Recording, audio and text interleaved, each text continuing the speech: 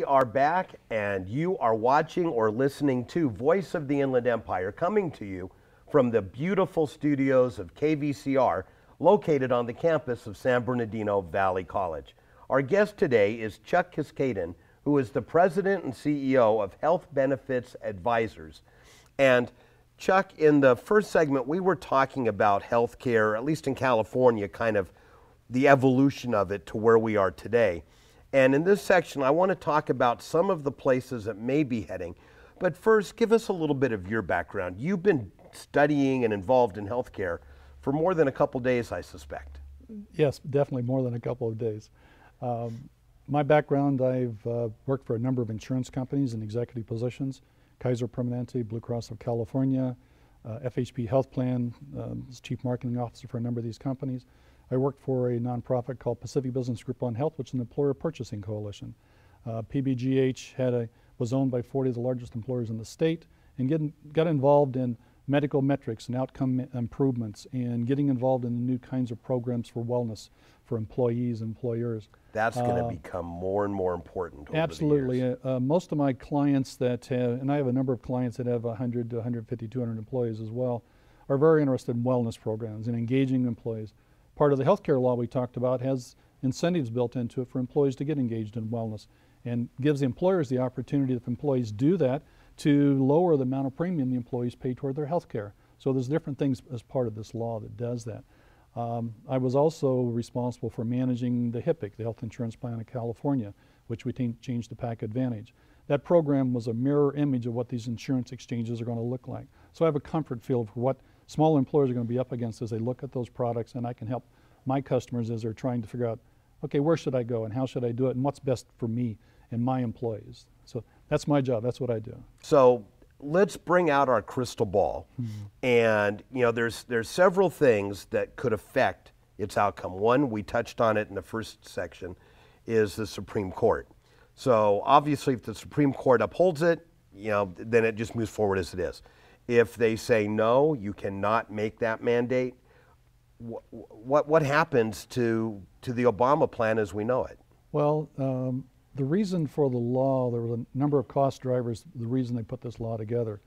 40-some million people are uninsured. Another, 30, 40 million people may be underinsured. They just don't have enough insurance. And these folks, when they present themselves for care, the hospitals, everyone that they go to has to provide uncompensated care. If the mandate's left in place, then we have 30 or 40 million people buying insurance. They're going to access primary care services, which is great, and they're going to have some insurance to cover it.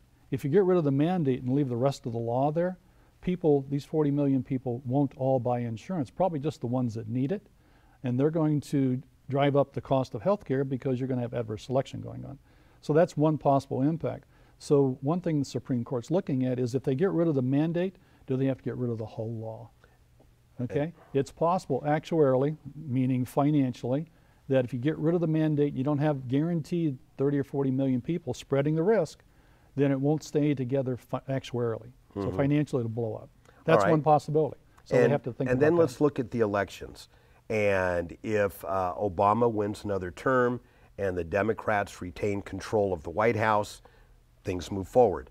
But give me a scenario if Obama loses and the Republicans gain control of the White House. It's possible that the Republicans could gain control of the White House and nothing changes, because as long as the Democrats still control the Senate, and or if they have enough to keep the Republicans from changing the law, no matter what they vote on, they could obviously stonewall it, just like the Republicans have stonewalled a few things that Democrats tried to do. That could still continue. So in order for this to really fall apart, you'd have to have a total sweep of the House and the Senate, where the Republicans have total control and can override anything the Democrats do, and have a Republican as president. The odds of that seem pretty long. So I don't think that anything's going to happen to change that law unless there's a total sweep by Republicans in this election. So that's one thing. And there are some arguments because the majority of Americans are opposed to major portions of this healthcare program. And you've got large groups of traditionally Democratic voting folks that are now kind of looking in the other direction. I mean, it isn't It isn't impossible. It's not impossible. Assuming that it happens, then can the Republicans really get rid of something that's already been implemented significantly? And that's the big question. That's the big question. And I don't know that they can get rid of all of it, but can they start piecing it out? Oh, absolutely. And they could effectively kill it just by not funding any parts of it they don't want to fund. The law could be there, but if they don't fund it through legislative action from a budgeting standpoint, it won't happen. So that's one way they could certainly kill part of it. And then they could work on changing the parts that they don't like. The Republicans did have their own platform they were putting forth that involved a large association for small employers to get into, and getting people to have vouchers to buy insurance and a number of other things. And being able to buy cross-state lines. And that happens anyway, the cross-state lines, that's there. But they have what they've identified as a plan, but they'd have to work a lot harder to replace what's there now, because it's huge. It and affects so much of so it many has started people. already. So much of it started already.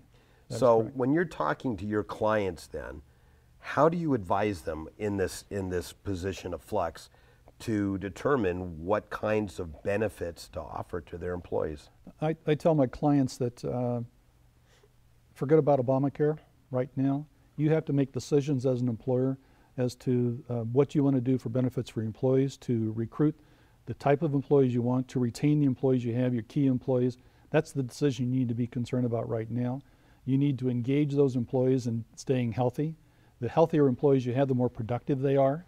So it's better bottom line. You've got people showing up for work more often. So I'm telling my customers that you need to do things now. Forget what is happening. Use the law that California has, which is a very good law already. Yes, buy insurance. Yes, provide it for your employees. And then do whatever you have to do to wrap it up from that standpoint. Well, and I'll share with you, one of our guests on the show, Hetty Salerno from Inside Plants, will tell you that lots of green plants in the workplace actually increases productivity. Now, Chuck, if someone wants to get more information about group insurance, individual insurance, or just to learn more about the healthcare status program as it is now in California, how do they get a hold of you? They can go to my website, our website, my partner and I, Bill Bryant. Our website's healthbenefitsadvisors.com. They will see all of the programs that are available. We have quoting engines there where they can actually get quotes for small groups and individual for medical, dental, vision, and life. We can help them with any insurance products that they need. They can call. The phone numbers are there. Call me directly.